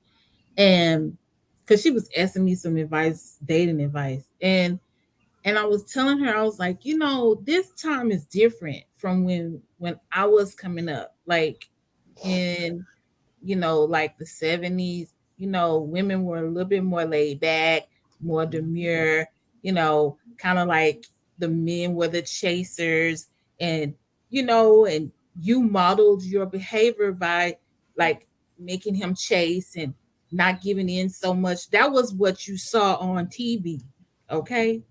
And that is what you basically saw around you, with the adults that you were around. Nobody let you see the raggedy, the ugly, the dirty, and I'm not saying it wasn't happening. It's been probably happening since before, but that was how we were taught, and it was modeled how to be in a relationship. Now I was telling her, I was like, I think you're gonna have to be a little bit more blunt and not really trying to save the guy's feeling, because this is a whole different era. You got these metrosexual type of men who are really not trying to be too masculine, and and that masculinity is just kind of like slid to the side. And in fact, this guy basically said something ugly to her that has formed her opinion about him. And it wasn't at her, it was about women. Oh. And yeah, and he was saying something about women like that, that basically that coochie is coochie, is whatever. Like, it's so common. Coochie is common. And he didn't use coochie, but anyway. And so so she was like, hey, listen, so since it's so common, then this is not exactly what I'm talking about. So the guy's been chasing, and he doesn't even realize that he has talked himself out of a decent relationship just because of how he made her feel about what he feels about women, in essence. And I was just saying that, back when I was coming up, I don't even think a guy would even have the nerve enough to say that to you, And so I think we're just in a different era. That's why we got to figure out who's paying. I think we have kind of got too modern in romance. And that's another thing. My boyfriend, he's so sweet. He loved romance movies. So it kind of, we always watching romance, girl. He'll watch Lifetime and everything, with me, because he loves romance. But the movies that you see, and I'm gonna say this, and it makes me mad, and I think I'm gonna be done. The romance movies for Black people are not the same as the romance movies for white people. Really? Yeah, I've been watching a lot of romance movies. Y'all check it out. I watch a lot of Tubi, and I watch Freevee and all these. Girl, my baby having us watch a movie every night. So, but my point is that for people, why is it that for Black people we can't have the same modeled, perfect little romantic type of thing? Our stuff has to always be down, dirty, raggedy, that slutty ghetto romance. You know what I mean? Why can't we have a nice bad boy? It's always the bad boy gets the good girl, and the good girl succumbs to the bad boy, and he kind of comes around a little bit, and then they fall in love, and then she becomes his like getaway driver or something like that, right? Something like that, or it's just raunchy. Period. And well, there's a subliminal to that. There's subliminals to that. How they create art for us. They want us to think that we are supposed to have love through struggle. Yes. Ooh. And that's exactly what I was just saying about this young guy's trying to talk to my daughter. He doesn't even understand. He's creating a scenario for himself, and he's probably going to continue even after he's trying to chase after my daughter. He's going to be chasing after other women with this whole struggle identity of what romance and what love is about, And I think I pray to God that, even I'm starting to pray for my grandsons. I have 2 grandsons. I'm starting to pray for them now, as far as, because if things keep going like they're going, it's going to get just worse and worse, and how are we going to make it through? You know what I'm saying? It goes back to what I originally said, and that's identity and being self-aware, because you only show up as the version of you that has healed. Whatever you haven't healed from, that's going to show up. Wow. Right? That's going to show up.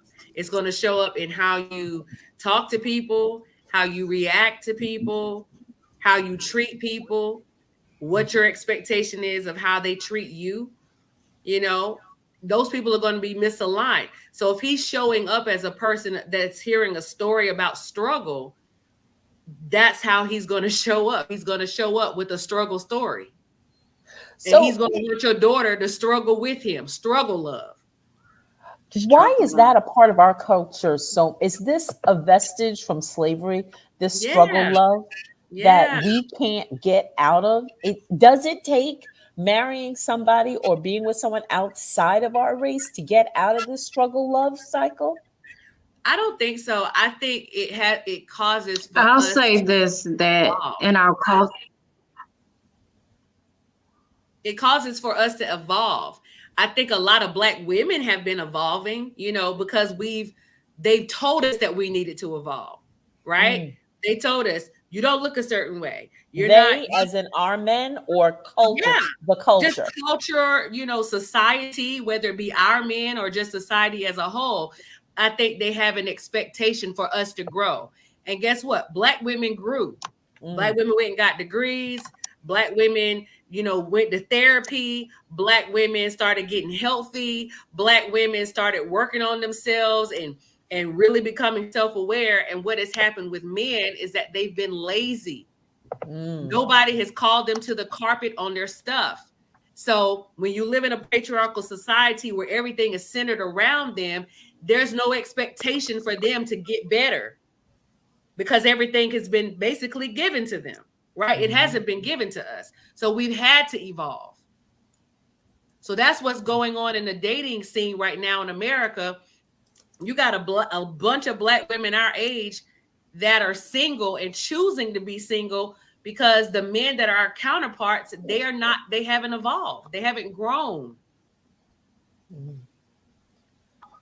Wow. So you're either settling with that and understanding I'm with someone who hasn't evolved. I think also emotionally, physically, mentally, spiritually, you know, either you're choosing to step outside of your race and date other cultures, or you are saying, I am going in this consciously knowing that I'm going to be pulling this relationship along.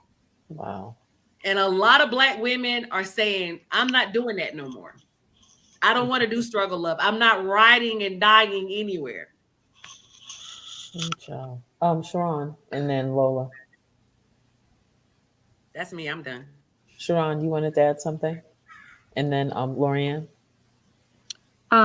Yeah, back to why, yes.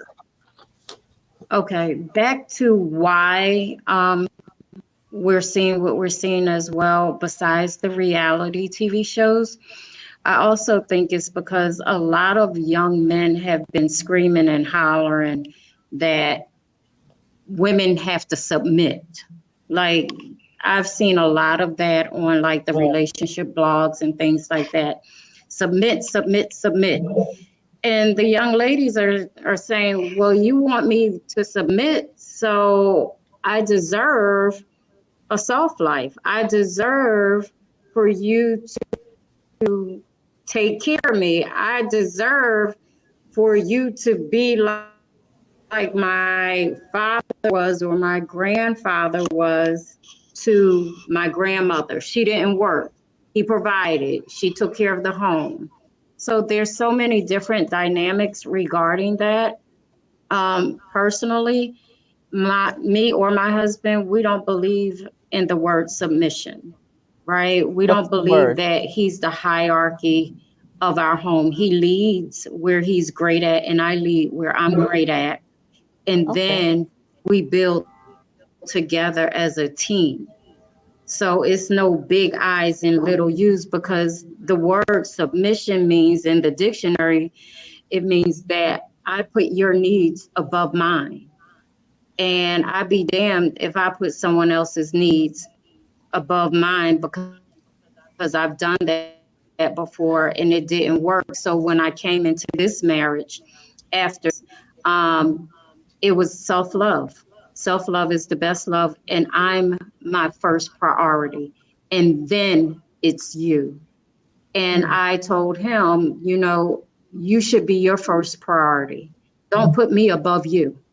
Because if you're pouring from a half empty vessel and you're continuously pouring into me, you're going to be empty at the end of the day. So pour into yourself, right? And it's just been working for us because we were clear and we were intentional. And I was very clear and intentional this time and healed when I went into this marriage. Was your husband married before you? Is this his second marriage or first marriage? Oh yeah, my husband, he was married 26 years. Okay. I thought you were going to say 26 times. I was like, no, this is his fourth marriage. How interesting. No, this is his fourth marriage and my fifth marriage, and we just connected at the right time. How did you two meet? And then Lorianne, I'll come back to you. Sharon, how did you and your husband meet? We met in. Oh, okay. You met where? We met in the Dominican Republic. I had just come back from Spain, the Dominican Republic. Okay. The place where most men. I had just come back from Spain for 3 months, and I prayed. And oh yeah, they go down there to sleep with the chicks. That's what he was there for. We talk about it all the time on the podcast, but he ended up getting a wife. And I said, what you did before is your business. I'm okay. That's hysterical. I sent someone down there to get a wife.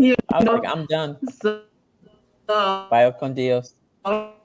Lorianne, what do you want to add? And then I want to ask you guys two other questions.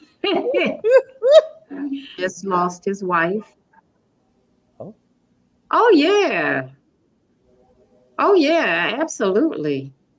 Your husband the had just vagina lost is his wife? plentiful down there. Oh yes, they are. They are Yeah. very. Yeah. I sent my ex, one of my exes down there. Yeah, he had lost his wife 4 months prior to us meeting. And we just happened to be standing next to each other in a bar and grill. And he was there because his brother's friend said, you know, man, you too depressed. Go get some pussy, you know, down in the DR. And he went and we met and we've been together. And it's been great, you know. And I tell people all the time, I say, I didn't give him none on that trip, but I did let him play with my breasts. Hey, you know, you see that. I'm sure he was seeing a lot of breastises while he was down there. He's like, all right, at least I get to touch these too without. I'm sure he was, but baby, I wheeled him in. I wheeled him in. She said, I got all the tools here. We're going to get this tooling. Lorianne, what did you want to say? And then I'm going to ask you guys one more question. I love it, man. Hey, that's honest, though. That's absolutely honest. Which leads me to my next question before Lorianne fills in. That's all I can be. This was more just in agreement with literally everything that Lola said. And I just think that it kind of goes back to almost like where we started the conversation, right? Is that when we can take the time to get clear with ourselves and get clear with who we are and get clear with filling in our own spaces so that we're not looking for other people to fill in the blanks for us, then we position ourselves far better to move away from even maybe what we've seen. I think I put in the comments, I think part of the struggle love thing is for some of us, that's all we've ever seen. Mm-hmm. So we don't know what love looks like. And to us, healthy love. What healthy love, yes, looks like. And for us, I remember thinking, like when I was growing up, and my mom even said it one time, she's like, you know, sometimes people will opt for the broken in shoes simply because they're more comfortable. it doesn't mean that they're the right pair of shoes, right? And so that same thing can fit in our lives. We'll recreate the same patterns over and over again with new people until we take care of ourselves first. And so when we move away from being the person who thrives in a struggle love scenario, right, then we can move away from potentially desiring that. And then the other thing I was going to comment on was about the submission thing. And I think it's such an interesting topic because, as I said before, I've been on a couple different podcasts talking about this and seen a lot of commentary all over the place. And one of the things I think that I heard said, it's not about submitting to a person. The concept of submission is submitting to the mission. And so for me, if I'm in a situation where we have a mission that is agreed upon between us, I can submit to that. I can get on board with the mission, because when we have aligned on the mission, that means that there will be areas where, yes, we'll play to your strengths and sometimes we'll play to mine. And that has zero to do with anybody being in a quote unquote like superior position or state or anything like that. In any team that I know of, the only way you win is when everybody knows how to play their position and play where they're the strongest, right? Oh, so that's a bar. Oh, this has been a great night. I want to, one more kind of area that I want to ask you guys about, and then I'm going to ask you guys if you have a list. Most everyone in here is either in perimenopause or menopause, or some people in postmenopause. How has that impacted your dating and your and what you do or don't do while you're dating? I saw a couple of fans break out earlier. That fan dance. Hey. So how has menopause or perimenopause impacted your dating? I do not wear long sleeve anything. Okay. I do not wear sweaters. I do not wear turtlenecks. Okay. I would rather be you understood the assignment. Okay. And it has altered the way that I dress for sure. I guess I'm one of the lucky ones that the whole thing sexually, I don't really have those issues. But what I have been seeing, and thanks to Karen and her post on TikTok, and if y'all are not following her on TikTok, please follow her, because she puts a wealth of information on there for anyone who's struggling with menopause. Thank you, Karen. I appreciate your diligence. But she's made me aware that I could be struggling with lack of sleep. Like some nights I just can't go to sleep. Now I can stay asleep once I'm asleep, but some nights I just can't go to sleep. Then she made me also aware that, I may be going through some hormonal challenges, why my attitude is so bad. And why I just, I get angry so fast. And I was trying to tell my baby this, that, Karen, back up, boy. I was trying to tell him. I was just like, and I don't know if y'all felt this before. And I'm just hoping that I'm at the end, Lord, please. And from what I've read, I'm not even close to the end, y'all. But anyway, it's like an inferno. It's like the same inferno you feel from being hot. It starts like, and it just like, it's like the fire just grows just intensely, then it go like poof. Okay, right? So let's see your hand raised. How many people struggle with hot flashes? Okay. How many people have night sweats? That's a real romance breaker right there. Sweating all over. I have people say, "Oh, you're too hot. Go on your side of the bed. Oh, you're too hot." Okay. How many people struggle with low libido? Like you want to, your head is like, "Oh my God, I want to break it." But your body's like, "Yeah, not today, Satan that." No, that's what I was gonna say. I think I'm lucky because the dryness. No one's got the Sahara going on.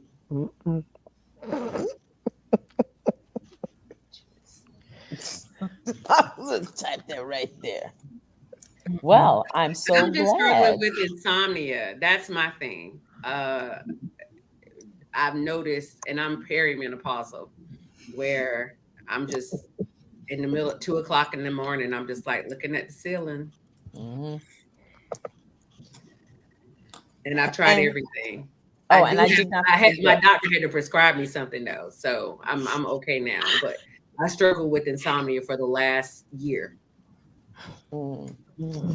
That'll get you. Yeah. And that also too, but that's a whole nother other thing. I know for me, dating with menopause or being perimenopausal, things like my appetite was off the chain. Yeah.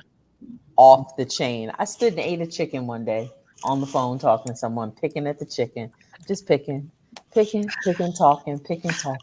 Hung up the phone. I just ate a whole chicken. Phones. Oh my God. Hilarious. And the person was like, you know, you just ate a whole chicken. I said, I did not. He's like, well, where'd the chicken go? I said, I don't know. So things like when your sleep is off, your appetite, there's certain hormones that kind of get out of whack with that. So your appetite can get off the rip, and you will just get yourself some drink and get some chia seeds. And I got some grapes. That's what I was gonna say, Karen. I said my appetite has definitely increased, and I'll tell you guys, I'm only gonna share it here with you guys, but those freaking chin hairs. Oh my gosh. That I just bought some more tweezers. I say I gotta go and pull these out. Oh my God, that is so embarrassing. I would rather I didn't have night sweats or the hot flashes but good Lord, I get chin hairs. I feel like that's why I sit here and do this sometimes. So that's kind of, I was like, that's kind of the bane of my, I'm post menopausal. It was like, oh, okay. All right. That's not so bad. And we're done. And I was done with it, but man, cause I don't know what, I got to go get something. Because these things, I feel like I feel like I'm going to grow a full grown beard or something. So. Yeah, there's something on the TikTok shop that has like laser to kind of hit those hairs underneath there. I'll send you a link to that. Yes, please. Thank you. Okay, definitely. Say again? So go ahead and send me that link. Okay. And I also, I didn't respond to you, Lola, and somebody else, I think it was Yvette, because I'm looking to offer that red light lamp that I sleep with every night. So I wanted to kind of be able to offer a link. I did forget there. I want to ask you about that. Do you have a list? This is the last thing I want to know. Do you have a list? Do you have a list of criteria? And is anyone still planning to get married? Ooh, I am. Yeah. Okay. Still looking to get married. Yeah. You so like, I'm engaged. I'm just like, I heard her. I have to type that in there. You bitches. I'm like, okay, so Yvette, you planning, you got a ring.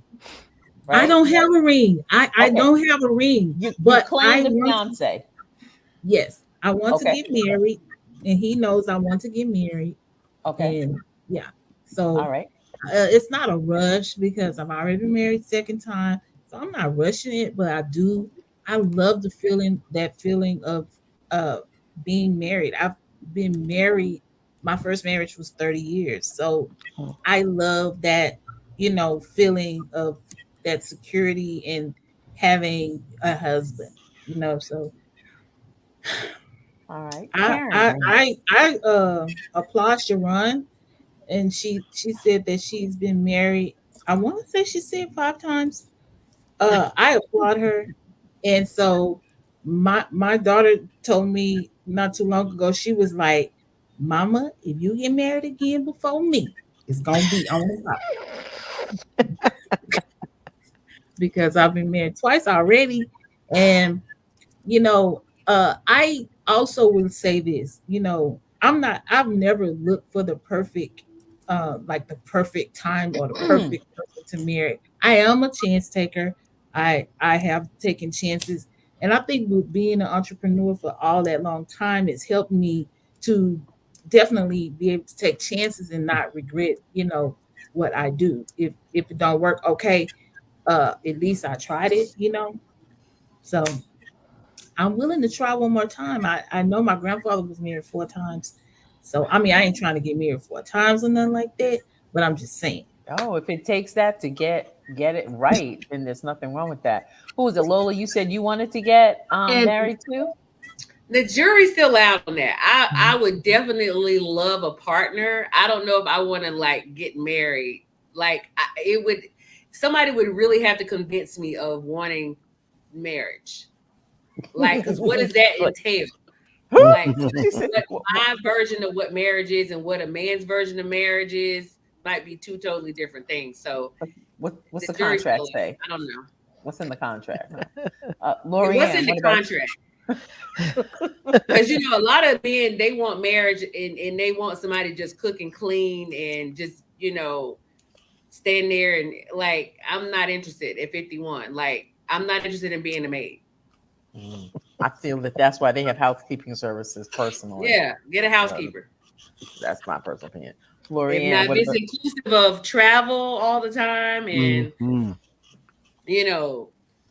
True, we're doing things that's going to enhance our lives, like business investments and those types of things. I'm all for it. But just to say I'm married and to wash somebody's clothes and stuff, I'm not interested. Right. No skid marks for you. No. All right. Lori, what about you? Definitely not that. None of those. Right. For me, all about the travel and doing things and building a life that we love together. I just think I never got to do it right, whatever that means for me, right, as this version of myself. So I want to see what that would feel like. I only have the reflection of what I did when I was 21 or whatever and thought I knew. And I knew zilch. And so I want to see what it would be like for this version of me. And I do have a list.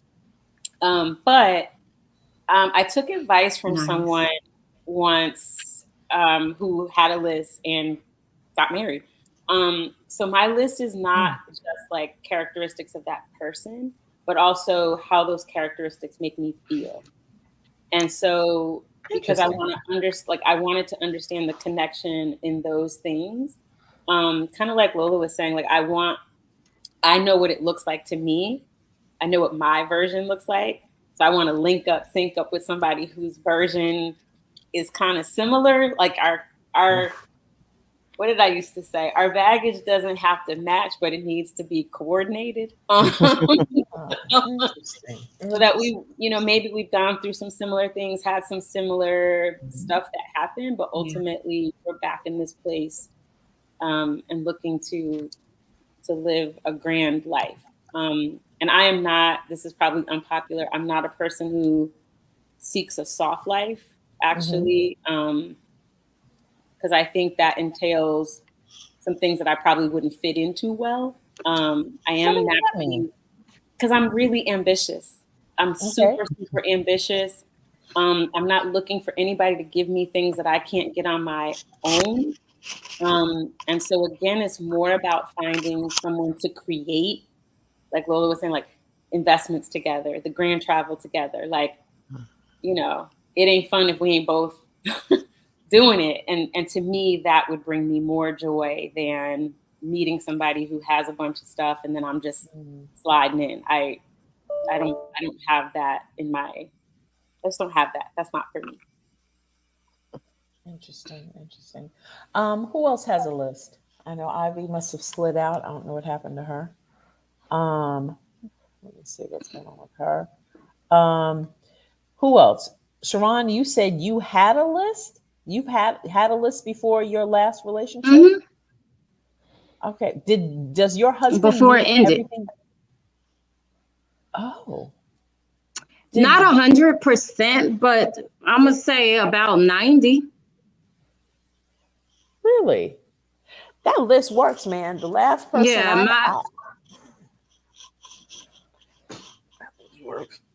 Just add all the things, add money too. yeah, like we're different, but we're alike, if that makes sense.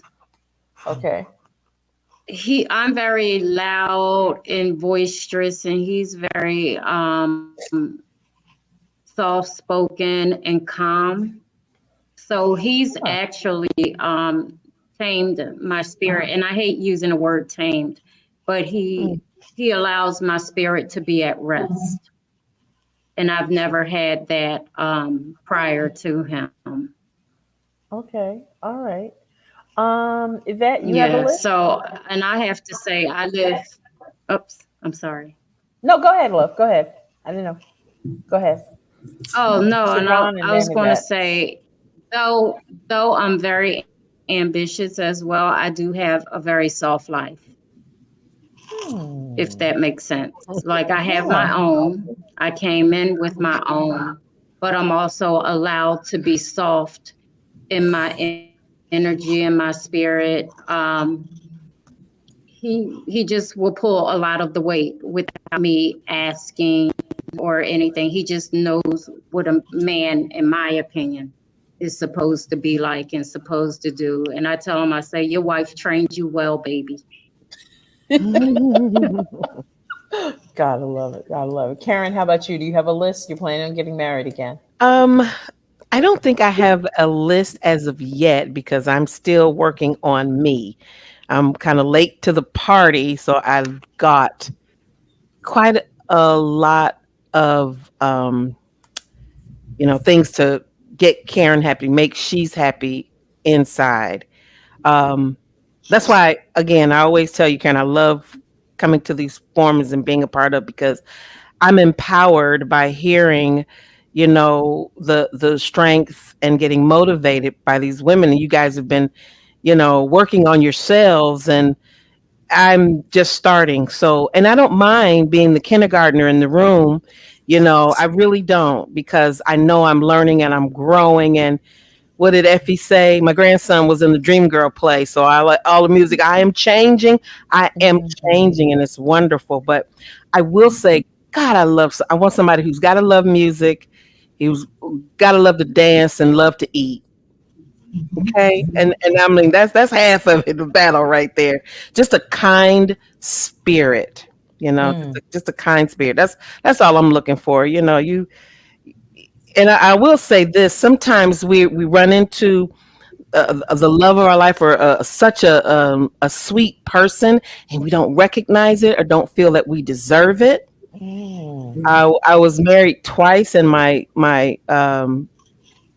second husband, he was like that. He would clean. He didn't care. He's like, I don't care if you make me a hot dog, babe. He just, he would take me out. He would take these kids who weren't his biologically out, and we'd do and go. And I'm like, dang. And I'm gonna tell you, I pray for him often, because he was such a sweet person. He was good to me, so I just want that again. Now I know I can recognize it and know what to do with it. I would love to have that again. So, yep, I'm going to make sure I bring the same to the table. And so I'm here, I'm learning, and I'm grateful for you all. This is great. This is amazing. Kimberly's computer died. I just want to ask, what if there's the you 15 years ago, and the knowledge that you've acquired to this point in relationship, just as kind of the last go around, what is it that you've learned that you would want you 15 years ago to know, to shortcut the experiences, good and to shortcut the learning opportunities that you've had? What advice would you give you 15 years ago? Oh, that's such a good question. I would say to how old am I? 51. So that's like 36-year-old Lola. I would say when a no comes up in my spirit, recognize it as a no and move accordingly. Mm. And not stay just because of time or loyalty or loneliness or whatever. But when it's that, I don't know, something ain't gelling, something ain't right. When it's a no, it's a no. And let it be that and move accordingly. Because I was in a relationship way too long in my 30s. And I wasted my 30s and part of my 40s in a relationship based off of loyalty, and it really didn't matter. It was because of the framework of that not having my identity at that time. Okay. All right. Modeling stuff that I saw growing up, in relationship, and not understanding, not understanding that you can say no, that it's okay to say no. And it's okay to move on. Yes. That's what I would feel. That's what I would say to myself 15 years ago. Okay. Yvette, what about you? What would you say to yourself, the 15-year-old you, from the knowledge you have now? I would have been 40, 42, which that would have made me, that was the time that I started seeing that I needed to shift and change. And that, like Lola just said, all that loyalty. Oh no. I used to be so proud that I was the only one still married in our friend group. Back in my first marriage, and I was telling you I was married for 30 years. And to be really honest with you, it didn't matter because I was not happy. And it was in my early 40s when I started really seeing that I mattered. And I would tell myself that you did the right thing. It's okay. And it doesn't matter if that relationship didn't last. I think I would tell myself now, you did the right thing. And I'm very proud of you for making that decision. All right. Because a lot of times people can't make those decisions, especially if you're not living for yourself, you're living for so many other people. And so in relationship, I would definitely say I'm proud of you for making that decision and sticking by it.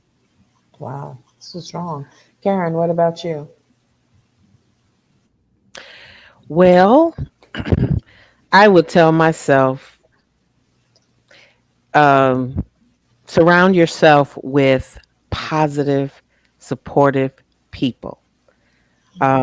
I look back and I said, God, I've spent so much time with people just pulling or tearing me down or taking from me, not necessarily material things, but just taking my love, my wisdom, just taking and not giving anything back. So it all circles back, like I say, for me.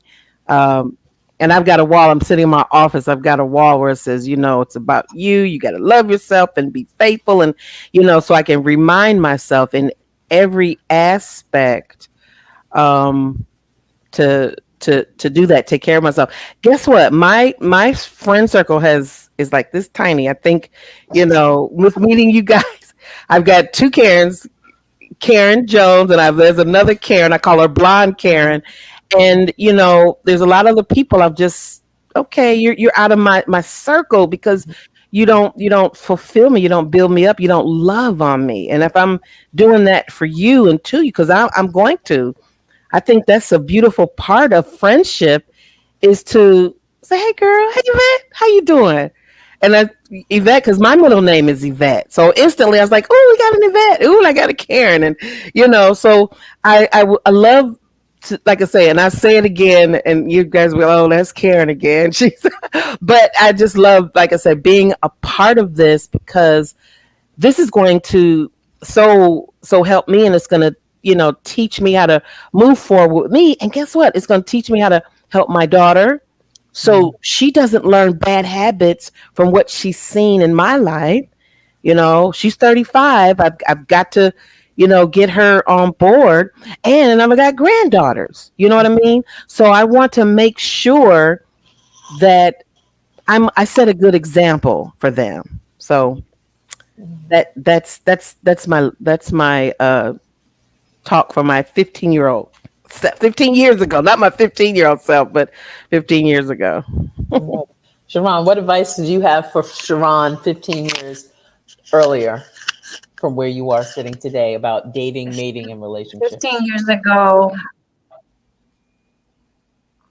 15 years ago, I would have been 38, and I would tell myself not to allow religion to have me in a situation that I didn't belong in. Wow. And I would also tell myself to remove myself from that situation so that my children would not experience the same trauma in their lives where they pass it down from generation to generation. So I would say, in a nutshell, free yourself so you can be yourself and fly high. That's a bar. Okay, like that too. Kimberly, what about you? What would you say to Kimberly 15 years ago from the wisdom that you have now? I would say that half a loaf is worse than none. And that I have to learn to love yourself, and to be sure that loving yourself is your first priority, because you have to teach somebody how to love you right. And in doing so, you can move forward with somebody and not question why they aren't loving you right, because you can't. It's not a rom-com or I'm not a Disney princess, so I have to. It's fine for me to have expectations, and in fact, I should, but I also have to put out the path for someone to follow. Oh, interesting. That's bar. All right. Belay, hey, what about you? What would you say to your 15-year-old, to yourself that was in these streets of Atlanta 15 years ago? What advice would you have for her today Move. about dating, mating, and relationships? I said move. Move? Yeah, no. The only thing I would say is just time is my greatest commodity and don't waste it. Okay. On people or relationships? Relationships. Yeah, that's a good one. That's a bar too. That's a bar right there. Lorianne. Talk to your doctor about number one prescribed Entyvio. Doctors have been prescribing. Everybody's answers have been so good. I agree with everything so far, but I think 15 years ago me is when people show you who they are, believe it. Don't try to rationalize it. If they say, oh, I don't deserve you, they're right. They said it. Agree and move on. Don't try to prove to them that they're worthy of you. Ooh. All of those different things. Because if they don't already know and believe that, then you will spend a lifetime trying to prove it. So, and you will lose yourself in the process. And so that would be it for me. Wow, this is real strong. I think for me, I want to say I appreciate all of you guys so much. You guys consistently have poured into my life. Your wisdom, your knowledge is so greatly and deeply appreciated. I think for me, one of the things that I would tell 15-year me is you cannot put your life on pause. Okay. Life is going to life. You have to find a way to work around and work through. Jesus is not coming back in a dashiki or an African dictator outfit. That you worship no man, and you never, ever give up, yield so much of yourself that you have to stop and rebuild from the ground up. You always keep something in reserve for yourself. You never, ever give everything up. That's what I have. This is a good conversation. As always, it seems like it's a relatively benign kind of conversation, but there's a lot more, and I'm sure we could probably talk a little bit more. I'm going to pause here. What I may do is ask you guys to kind of come and hang out with me either on Instagram or on TikTok and have a conversation about some of the things that we may have talked about tonight. I think that's where I'm going to try and give us all a little bit more. Before we kind of shut it down, I want everyone to go around and tell everyone who's probably streaming with this on YouTube where they can find you. Yvette, I'll start with you. Thank you so much, Karen. I appreciate you. My name is Yvette Sani, and you can find me on Facebook, which is my real home on Facebook as Yvette Sani. Instagram, Hair Doctor 321, and I'm on TikTok as the Self-Care Guru. Actually, you know what? I'm on TikTok as Hair Doctor 321. Yeah, you are. I closed that one down. Anyway, I've enjoyed you ladies tonight, and I appreciate you, Karen. Thank you. Thank you. Lola, how about you? Where can they find you?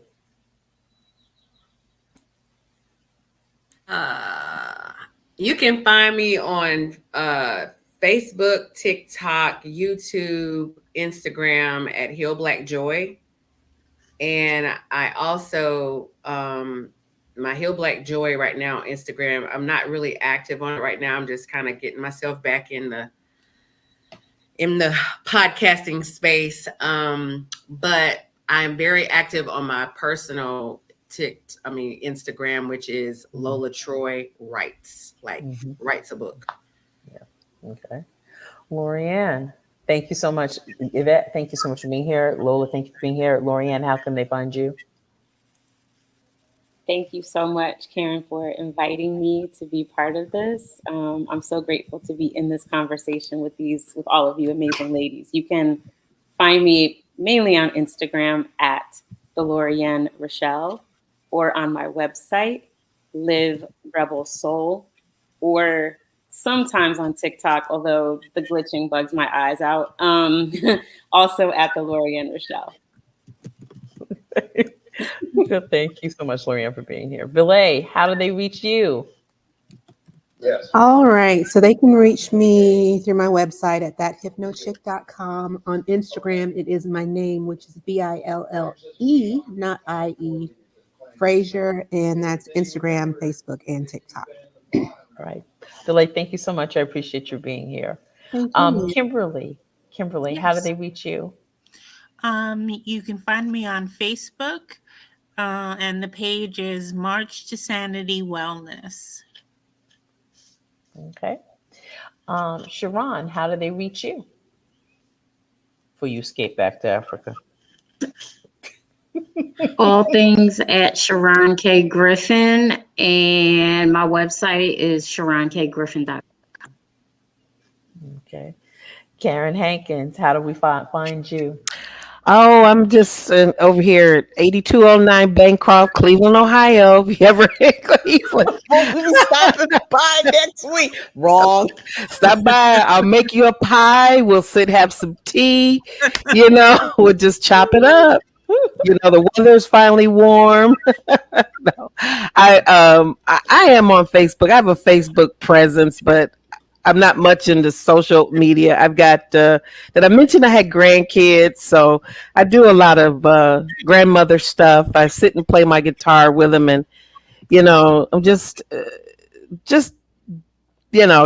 being me. I haven't gotten there yet, but I will. I'm writing down. I got a list of you guys. I'm going to visit your sites, and I'll say, hey, remember me? And when I get there, I will definitely reach out to everyone. Okay.